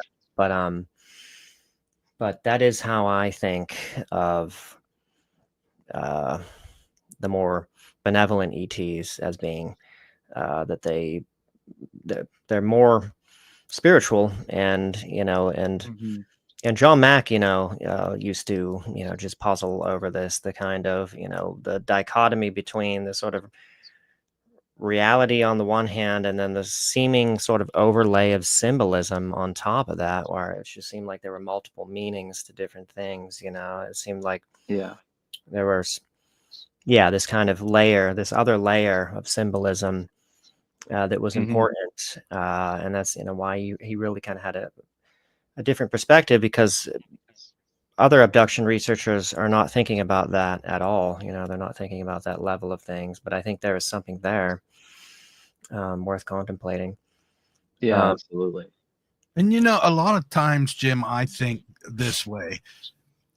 Those those um those people that have been studying this forever, they come to their own hypothesis and conclusions. And I think that what happens is, and I understand this since my paranormal background and have been doing it for so long, that sometimes you just get stuck on the same thing and not opening your mind up and saying, okay, we need to step back farther, like we was relearning this whole thing. Because I think those types of professional people, they get in that rut where everything now blends together. This experience blends together with this experience, and I think that they need and to they try to shoehorn everything into the yes. model that they have Yeah. created already. Kind of that It, confirmation bias thing. yeah, but Yes. it should just be a matter of course to just procedurally, force yourself to, let's step back and, Hmm. maybe look for some different interpretations here. I mean, surely, being that this is an alien species, there could be just, a whole dimension of this that I'm missing here, that Yes. might have to really kind of open up Yeah. to some irrational things, maybe. Yeah. Well, and I, Instead of looking at it like a professional, look at it yeah. like a normal person would look at it. Hmm. Mm. Absolutely. Well, and I agree with you, Todd, too. Like, um, I think one of the first set of books I read was David Jacobs' books, and they were obviously very gripping. And I think a lot of people feel like he veers on the negative and like, I didn't, yeah, cataclysmic a little bit at least at the end of the third book. right. Um, It is later books. I did not think that A Secret Life was that at all. I thought Secret Life was yeah, extremely no, objective, and yeah, there was you say there was a little bit of a bias there with some things, but I thought it was pretty factual, just what the abductees are reporting. But anyway, yeah, go ahead. Yeah, yeah. that's interesting. Yeah. And then I remember reading John Mack's book, his first one, and I feel like that was more objective in just relaying what people told him without Mhm. saying this is proof of my theory. Yeah. And I Yeah. think both approaches in my Yeah. mind helped me because I think David did one really good thing. Well, he did a lot, I think, in getting so much data of all the same things Hmm.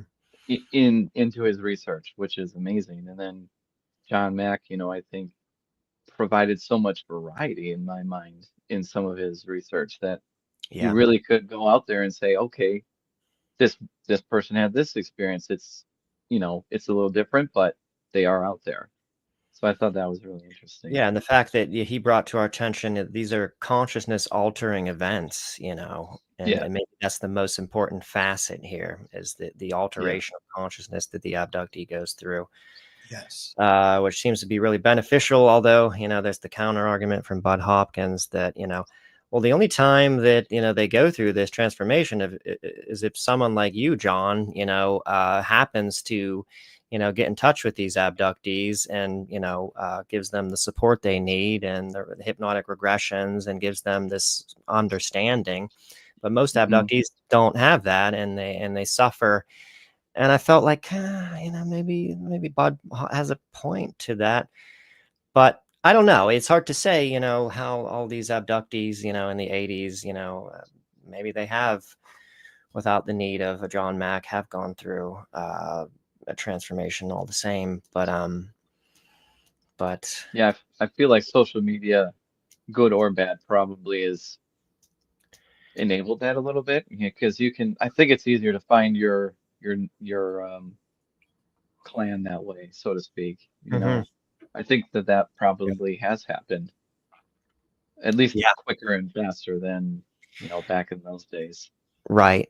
But yet, it mysteriously, and we won't get into this rabbit hole. It seems like all of the abductee groups on Facebook are kind of dead, and there's not a lot of activity which, I've noticed there's a lot of infighting too in those groups, and I just kind of veered away. yeah. One of them, the first one that I was part of, that's one of the reasons that, well, it wasn't infighting, but it got hyper political all of a sudden. And it Mhm. was no more educational, learning from each other. It was, this is what it is, this is the message, this is what your experience means. And, Mhm. I Yeah. was like, okay, I don't, this is not helpful. And maybe that's part of why they're kind of falling apart. I don't But know. Yeah. it kind of also reminds me of this old saying that, especially in these types of communities, Mhm. people don't want the truth. They want Mhm. people that they believe have the same views. So if Yeah. everyone's views align up, well, okay, well then it has to be true, Yep. And I don't like that theory at all. I like the theory of, hey, you have an experience. I want to hear your experience. And okay, this is Tim's experience. And we'll move on to the next one and we'll see what correlations are in there. They're not always going to be exactly the Right. same. They're always going to be different. So Yeah. that is the factual truth Hmm. of these interviews, is to tell us your story so that Yeah. it goes out to other people and other people go, oh, wait a minute. You know what? I had something very similar to that. And it's not all cut and dry. Okay, this has to happen. This has to happen. This has to happen. Oh man, I love that you said that, Todd. That's the way I approach it. That's why I really don't exist out there in a lot of paranormal communities like Facebook groups. I saw what was going on and I'm like, maybe it's just me and I just don't follow that same path where, it's this and everything's got to line up with that viewpoint. Um, so in my mind, everybody's got a different experience. While they are similar, everybody's is unique and it doesn't have to be that. Yes. It doesn't have to Mhm. be what that leader or moderator in the group is like. And so for that reason, typically I'm not around in those groups. They just don't follow like my mind. That's why this was also hard for me. My mind is very like, what's the objective data in front of me? What happened and what can I make of that? You know, when it Mhm. comes to Yeah. people's experiences, I don't go and say, well, you saw this because of this, and I don't think you guys are doing that, which I really appreciate. I love that.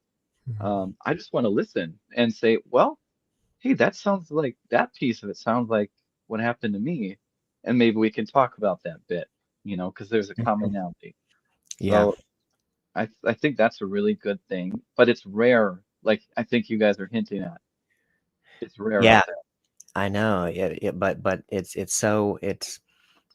insofar as truth seeking, and it's the wise. It's it's a Yeah. wise methodology. Also, too, because, and this is, I think, where people like David Jacobs go wrong. I think we are dealing with a lot of different uh, intelligences here. There's a lot of things going on. Like other than the hybridization program. And so yeah, it just can't be sensible to just be feeding everything into all the data that we get from abductees into that singular model. Um, I think John Mack's book Abduction, and this the sort of um, curated selection of abductees that he gave us, really kind of showed that, that there's just a lot of things going on. Some abductees, like the one that I mentioned, the Sarah woman who had contact with the Mengus-like beings. Um, that did not seem hybrid program at all. It seemed like every sort of experience she had, they were kind of like training her. and Hmm. demonstrating psionic uh, things. I don't know exactly how they were showing how to levitate and things like that. I don't know why. I mean, who Hmm. knows why? You Yeah. know, that would be sort of useful or instrumental at all for this human life in this human form. But it seemed like there was something completely different going on there with those beings. And Yeah, it seems like that is a, and this came up in my hypnosis. That part of it seems more like, if you could put a general term to it, like a preparation for something. Mhm. That's what it It's seems clearly like. Yeah. education, yeah, and training Yeah. for these higher level abilities for something. And what that something is, I'm not sure yet. I know. Yeah. There's definitely, yeah, the sense that they're preparing you, and they will even say at times, like at this point in the future, you'll know why we're doing this, or you'll know what Hmm. this means. Like Deborah Jordan Caldwell was showed some kind of device, and at a certain point, it will all make sense to you what this is about. And there's just a lot of information that gives you that sense that there's uh, preparation going on. Hmm. But yet, and then you have some abductees that tell you stories about, being told by the aliens that, there's this catastrophe down the line. There's gonna, Hmm. or they're shown images, in their mind or on screens, of floods or, nuclear apocalypse. And they're actually told at times, that you'll have, things like you'll have to feed the survivors. Some abductees have been told.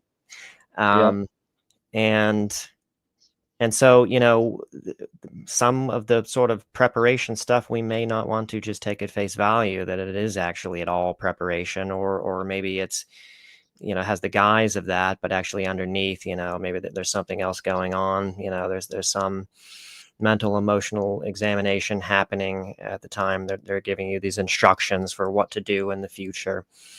Hmm. Um, so, um, yeah, it's Yeah, it's that's yeah. something I touched on in my book. I've Mhm. read so many of those stories where they have a clear message. I mean, I've also read a lot where people don't, but there are a lot where there's like people would go to their grave saying, this is what we were supposed to do. This is the message, often cataclysm or helping in some catastrophe. And I never got that. Um, in the beginning, I was like, wow, Yeah. shit, I didn't get any like, but also, I feel like what you were talking about, Jim, it helped me develop in a different way, piecing things together on my own.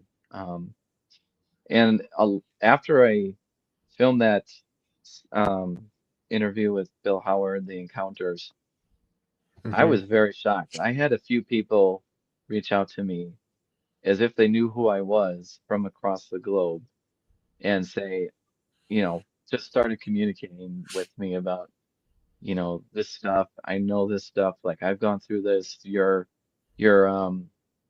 ascending, so to speak, as a species. You're awakening parts of your mind, and this is a process, and you're going to go through it. It's crazy the sort of things that have happened after kind of coming forward. Mhm. Um, Yeah. people I've met, wouldn't know them from a hole in the ground, but they swear that they know me or like feel connected They because actually of know this. you. They swear that they know you personally, not from your interviews.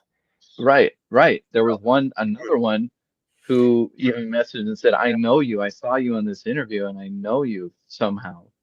And there's always that theory of like we met Mhm. on a ship or Yeah, something like you do that. hear a lot of this. You hear a lot of this in all the various realms with the super soldiers and the secret space program experiencers and what have Hmm. you. That this constant theme of, oh, I saw you on the craft. Yeah, you were on the craft. Yeah, you're one too. You've been in the Yeah. program. I don't know what to make of that. Yeah. Well, and they were so emphatic about it and like I know you. Like I shouldn't Yeah. be messaging you. But it was like, okay, like, wow.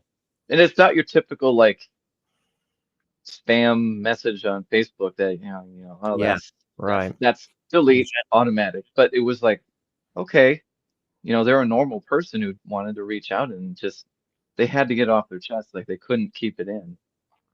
So that like, people being connected, even though they don't know each other, is part of this too. And it's still something I can't figure out. I know the theories, I know what people say, but I don't remember that person. You know what I mean? And then I Yeah. always feel bad, like, I'm sorry, I can't say that I know you.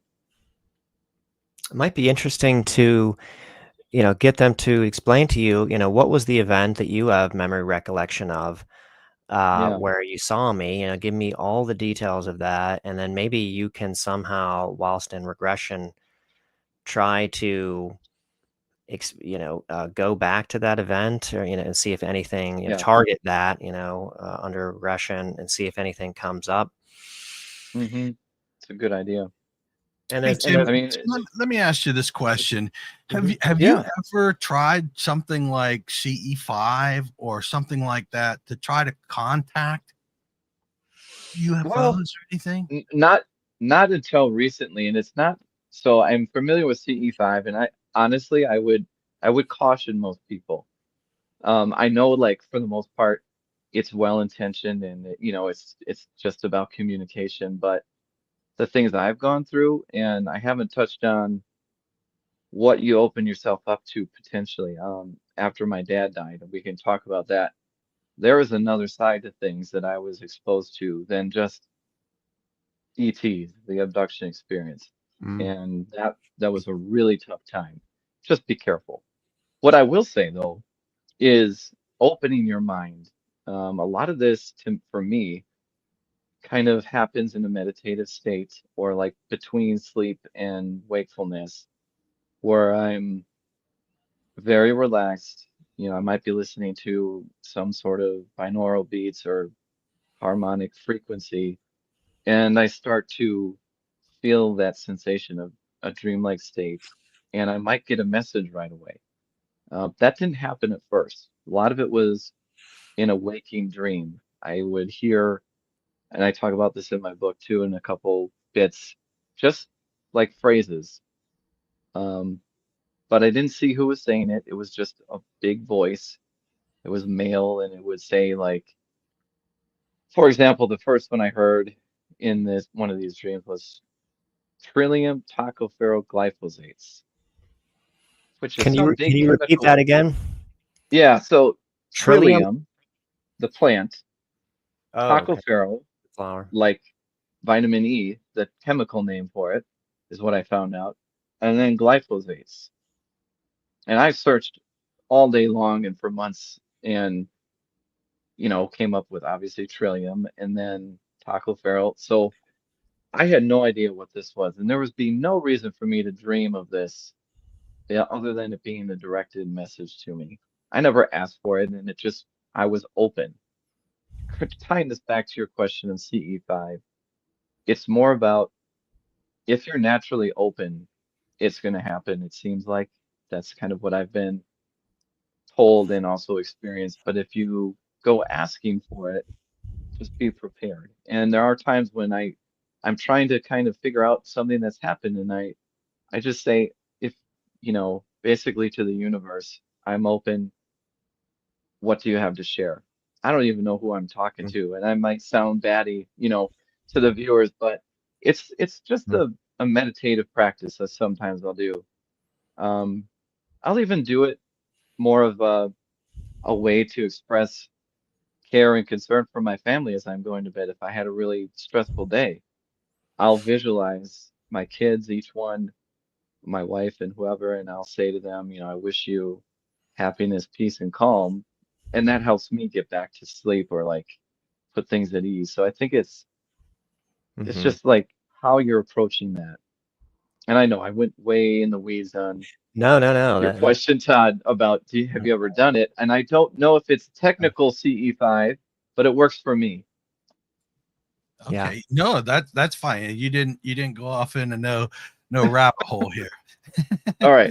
I just want to Fair comment real enough. quickly on what you said about, getting the dream message. So I have found beyond any shadow of a doubt, that at least in my own experience, that there are just undoubtedly trickster sort of beings, I guess I would categorize them as, that will communicate stuff to you. I'm sure of this, that a great deal of the telepathic communications that I have got are Hmm. geared towards. I shouldn't say I'm sure of this. I don't like to be certain about, but I feel pretty confident that there's things that have been said to me that were intended to sort of get my wheels turning, Yeah. and to get me trying to sort of decode this or figure out what this means, or maybe worry about this or worry about that. And there's no Hmm. real there though, and it's just a distraction. And uh, I just feel certain that because there's just been so many things that um, I've gotten informationally and through Yeah. dreams, not just telepathically, but also through dreams. I think dreams, this happens quite regularly because I think we all have this pernicious kind of interpretation of dreams as being um, predictive. Not that they can't be, but obviously, Hmm. the great bulk of them aren't, and they cause people to worry about. They cause worrying thoughts. They cause people to think, am I going to get into a car accident, or is this plane going to crash? Whenever I get on, and almost always they don't come true. And what are those? What was that? Um, Hmm. and I'm really thinking that there's a strong possibility that there are beings out there that find it useful that we're kind of neophytes, at least consciously, in human form, to all of this paranormal and extrasensory perception stuff, and we just really kind of lean into it too much and are too attached to it, and they use it to mislead us, and they use it to distract us, Yeah. I and definitely think that that is certainly possible. I mean, I felt like I was being toyed with some of these inexplainable things going on in my dreams and messages. Like, well, what would I have any use for that information? What am I going to do with it? Um, I think you're right. I mean, I think that happens. I think it's definitely in, if you consider everything that is documented, that is definitely something that can be yeah. going on. And I found, just a final comment, I found myself, before I kind of grew from this phase, but when I first started to get telepathy around like 2014, 2015, that I noticed eventually that I was always being pulled away from the present moment. Mm. When I get something just persistent, telepathic, things being said, that are hard to decipher. And I realized it's constantly pulling me away from the present moment, and I'm never kind of like here and present. I'm always kind of being pulled to, oh, what's this about? Oh yeah, What's this yeah. mean? I didn't know I that think feeling. you had a similar experience. Maybe we want to talk about that. And I'm not saying that it's at all related, but it reminds me of the experience that you have with deja vu, and that you have really, Oh really frequent deja vu. Uh, yeah. um, and you Well, almost now see it as a negative thing in a certain sense, because it's kind of robbing you of the present experience. yeah. I mean, I think you said it perfectly. I talk about that. Very distinct memories often happening, especially in like elementary school, first through for sure fourth grade. Like, I mean, just describing it is pretty straightforward. I'm in the middle of doing something at school, and all of a sudden I look up like I just had done it. Like I was just reliving something I had just done. In the moment, it robs me. And when I say it's a more of a negative, because it felt like it was robbing me, as you said, Jim, of the present Mhm. moment, of my focus, of my enjoyment of what I was doing. Because if I look back, those were moments when I was just enjoying life, being a kid, and in like just being like absorbed in what we were doing. And it's like a wall hits my mind. Everything stops in here, and I'm looking around like at it for a minute. I'm like, how did I get here? Or I've already done this. And it has like this eerie sensation. I remember as a kid, like, ooh, that's not good. I don't like that. And then, you're a kid and you move on to the next thing. It's momentary, but looking back, definitely happened a lot. And it happened also as an adult. And it's like, it's a physical reaction. Like a lot of people might just experience it as, oh, I remember, like this feels familiar, and move on with their day. Mm-hmm. For me, a lot of the times, it's like a whole body is hit with a wall and I stop. Mm-hmm. Like I have sometimes adrenaline too, where I go, oh my God, I've already done this. Ah, Now, okay. So, if you ask the lady that I did hypnosis with, she might say that, well, it's because you've already been on Earth and you've already lived this life several times and you have done some similar things and you're remembering those things. That's what she might say. yeah, yeah. I don't know. Heard that explanation, and who knows? I mean, maybe Mhm. that's it. Maybe it's also that we are sort of still connected to our higher self, which kind of has this, it's sort of independent of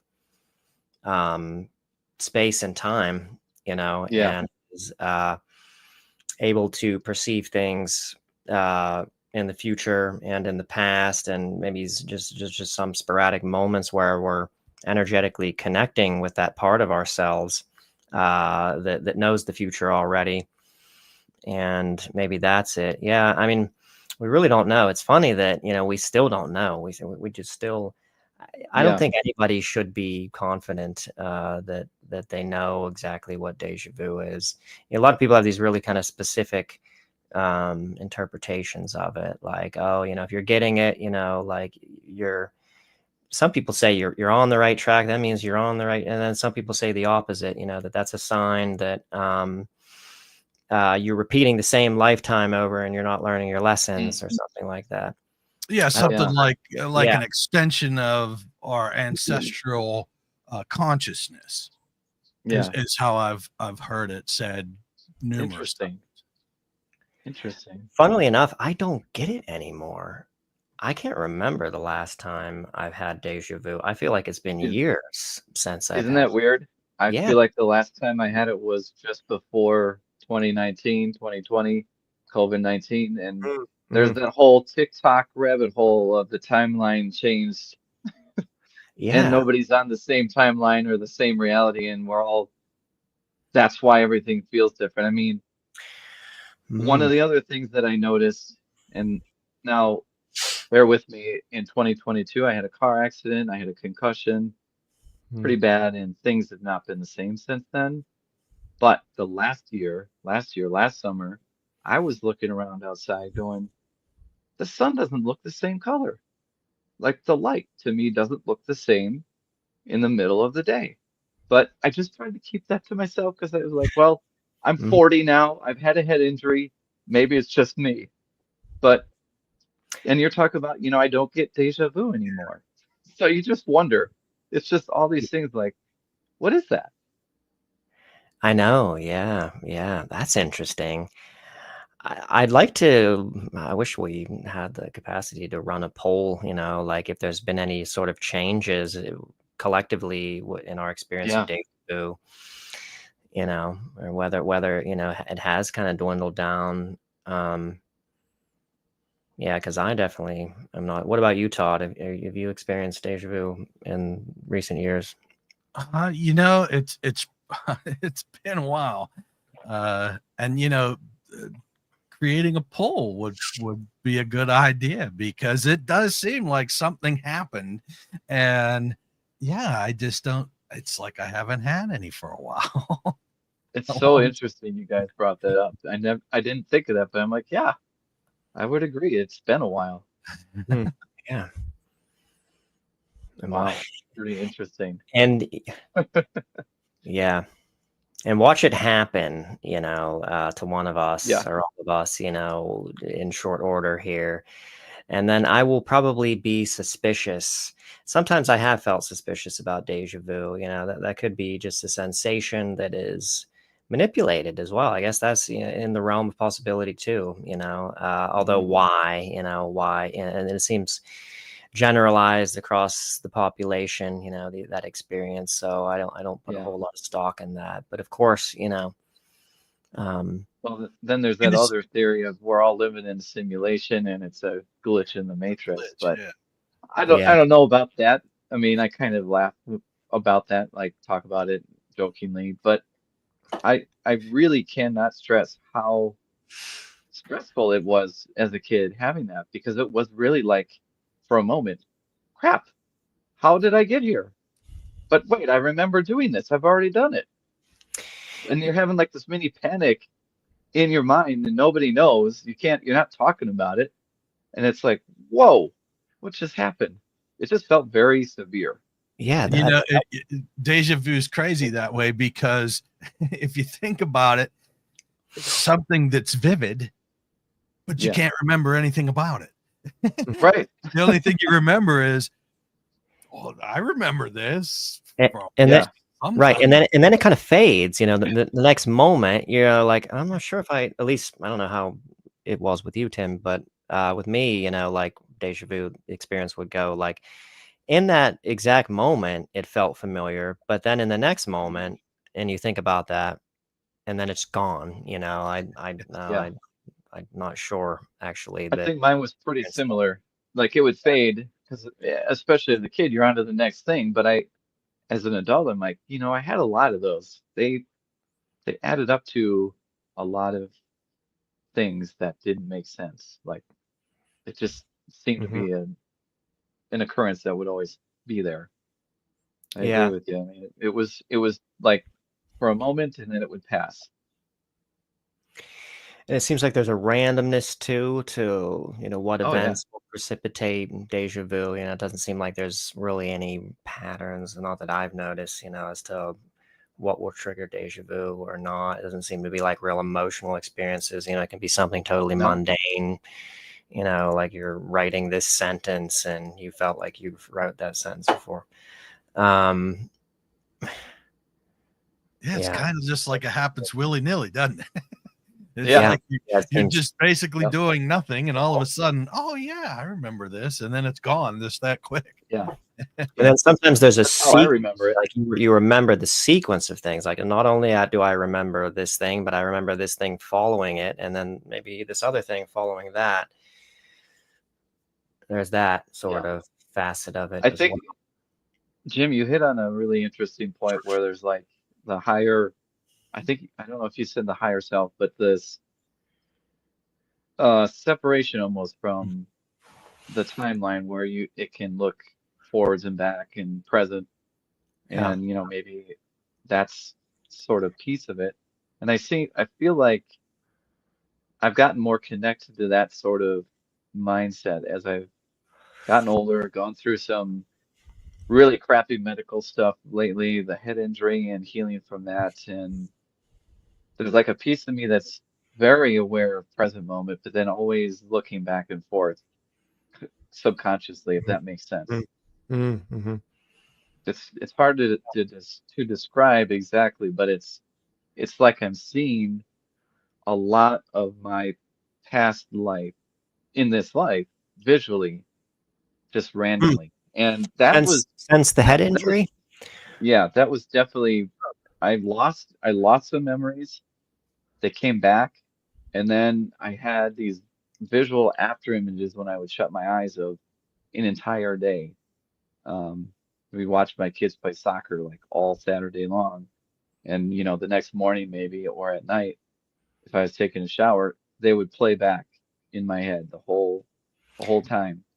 Like unintentionally, they would play back. Yes, it was just right. just It coming was up. it was just like kind of like a static of memories, but they weren't memories. They were visual in my head, like I was seeing them, which was so weird and very, very distressing. Now they've lessened, and they used to cause a lot of anxiety and like stress because I couldn't stop seeing scenes when I'd shut my eyes.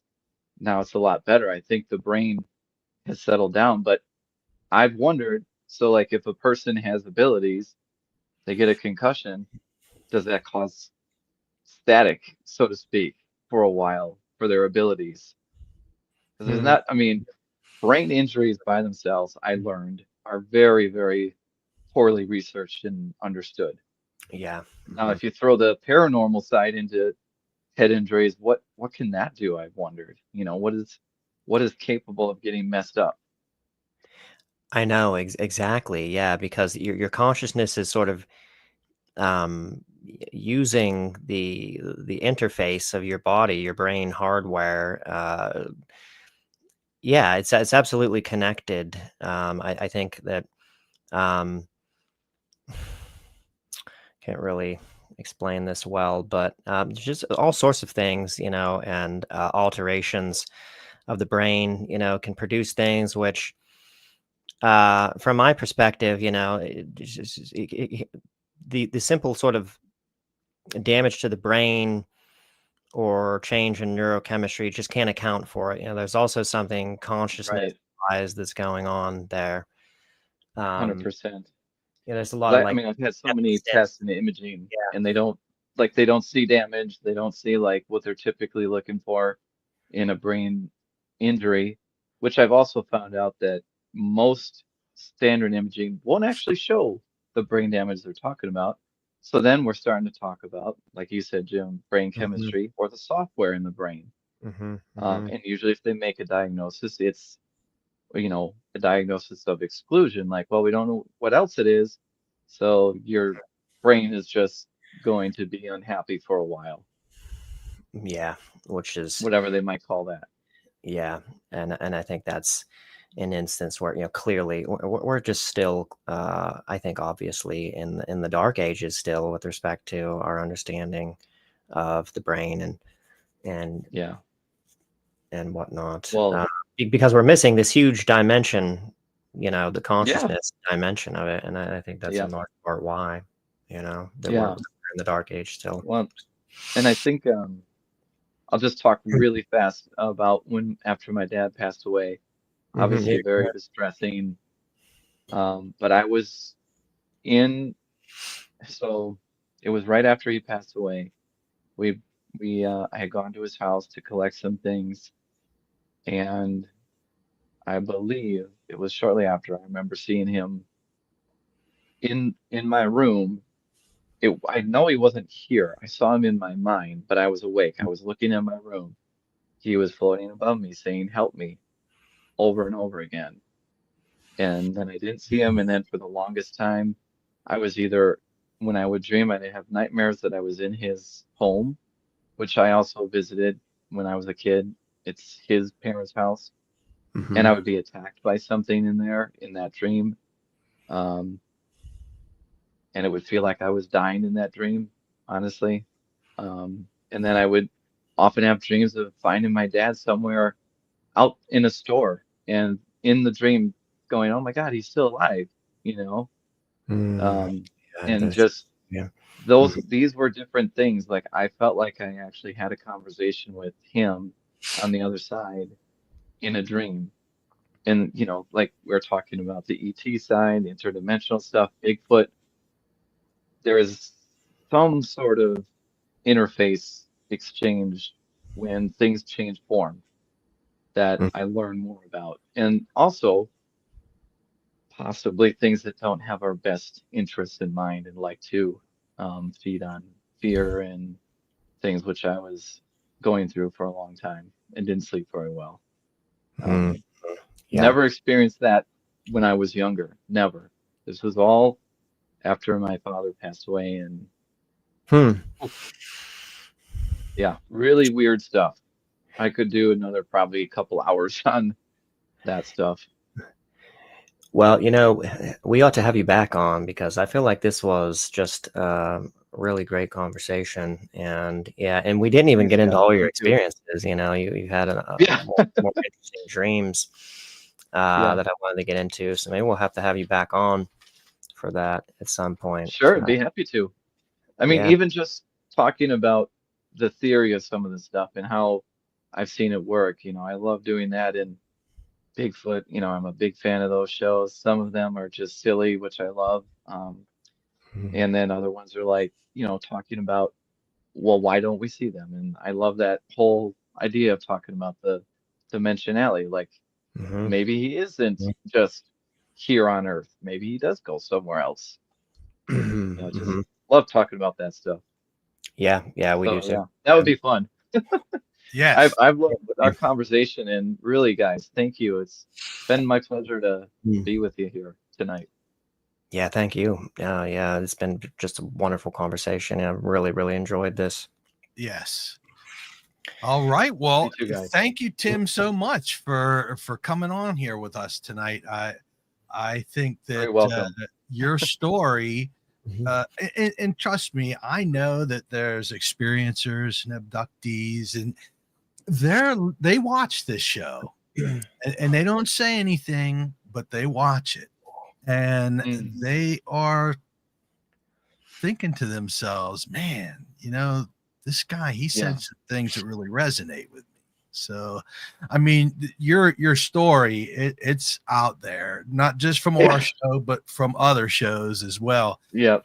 And it's just an honor to talk to somebody that's how you are. You're curious about what happened, so you went through the regression stuff, and now you're just trying to get the information out there and continue to learn as you go. Yeah. I definitely have, and I have to really thank a lot of the other experiencers that reached out to me, some of the other folks in that series that I was in, and said, they were encouraging me even. So I want to encourage all those people who are in the maybe side of the aisle still to just give it a chance, look into it, and be curious, you know. And Mm. also, mainly, you're not alone. Mhm. It's shocking how many people could raise their hand and say, "Yeah, that happened to me too." It's just getting rid of that stigma. Yeah, You got to get rid of it. absolutely. Well, thank you again, guys. All right. Well, thank you. I want to thank Yep. our watchers, listeners, viewers, everybody out there.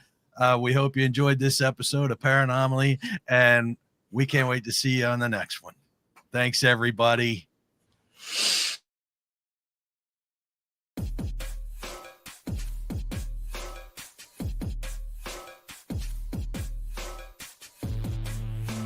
Thank you for tuning in with us tonight. We hope you enjoyed this episode. Please be sure to like, subscribe, and follow to receive notifications when new content is made available. A Paranomaly Beyond Disclosure is looking to talk with ufologists, researchers, investigators, contactees, abductees, channelers, and more for upcoming shows. Or if you have stories, photos, videos, questions, suggestions, or comments, please contact us through Messenger or email us at paranomalypodcast@gmail.com. You can also visit us at paranomalypodcast.com for more content and information, including all our social links. I thank you again for watching or listening, and we hope to see you on the next episode of Paranomaly Beyond Disclosure.